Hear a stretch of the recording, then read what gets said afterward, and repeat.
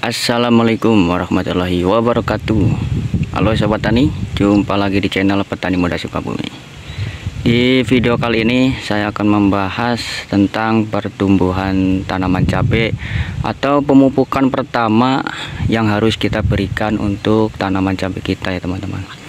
Ini hanya sekedar sharing ataupun berbagi pengalaman bagi petani pemula atau petani muda. Kalau yang sudah senior ataupun yang sudah tahu ya silahkan untuk di skip, boleh menimbrung. Jika ada kesalahan itu pun datangnya dari saya pribadi ya teman-teman, karena manusia tidak luput dari kesalahannya teman-teman. Oke, yang kita akan bahas tentang pemupukan cabai pertama di usia 5 atau 7 hari setelah tanam teman-teman. Ini untuk metode tanpa mulsa dan tanpa pupuk dasar ya teman-teman. Perlu digarisbawahi, pupuk yang pertama kita berikan adalah NPK 16 ya.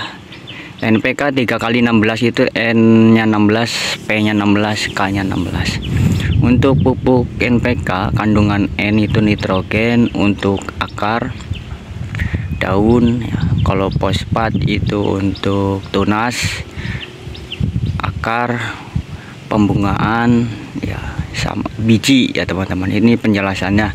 Kalau untuk kalium itu untuk merangsang bulu akar, memperkeras batang, memperbesar buah, atau rasa manis pun juga bisa. Kalau untuk cabai itu ya warnanya merah, cepat merah. Kalau yang cabai rawit hijau begini cepat tua. Nah, itu dari unsur NPK tersebut ya teman-teman.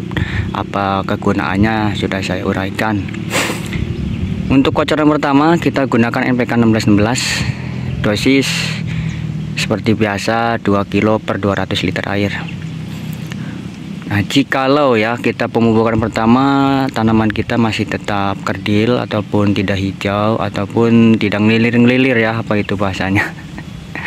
Kemungkinan pH kita itu asam. Dan untuk menaikkan pH tanah, karena kita nggak punya alat ukur, jadi kita itu kira-kira ya. Kalau menggunakan kapur dolomit kan itu lama. Ya, kan saya tadi bilang kini tanpa kapur dolomit. Jadi kita bisa berikan pupuk yang mengandung kalsium ataupun magnesium. Nah, itu seperti itu teman-teman. NPK 1616 kita mix dengan pupuk karate boroni. Itu kandungannya kalsium boron. Karena ada kandungan boron, jadi tanaman kita pun tidak kerdil teman-teman, kalsiumnya untuk menaikkan pH. Untuk cara pencampurannya itu bisa dipisah terlebih dahulu untuk melarutkannya, baru kita campur. Itu bisa dicampur ya teman-teman, bukan nggak bisa dicampur. Cara pencampurannya itu harus terpisah. Begitupun juga untuk pupuk magnesium, itu bisa dari merek Patani ya. Magnesium sulfat itu ada kemasannya. Kalaupun tidak ada pupuk kalsium atau kalsium murni bisa dari CNG atau Kalnit atau pupuk kalsium yang pupuk merek apa aja, itu bisa kita campurkan. Jikalau kita sudah melakukan pemupukan tersebut dengan bahan tersebut ya, untuk NPK 16 dan juga kalsium ataupun magnesium, tanaman kita tetap kerdil, tidak mau hijau, tidak mau tumbuh, berarti di tanah kita itu ada kurang mikroorganisme atau humus ya teman-teman. Untuk mikroorganisme kita bisa cari di sekitar kita dari pembusukan akar kelapa, dari pohon kayu, atau dari jerami, itu bisa. Kalau mau beli ya kita beli yang kemasan yang 1 kilo, ada asam humat merek dagang Power Soil, Top Soil, ataupun dikasih M21 decomposer ya teman-teman. Tapi itu kelamaan. Kalau saya itu pemupukan pertama NPK 1616 saya mix dengan asam humat atau Power Soil. Jadi itu sudah nggak kira-kira lagi ya teman-teman. Oke, mungkin itu saja penjelasan untuk masa pertumbuhan ya teman-teman.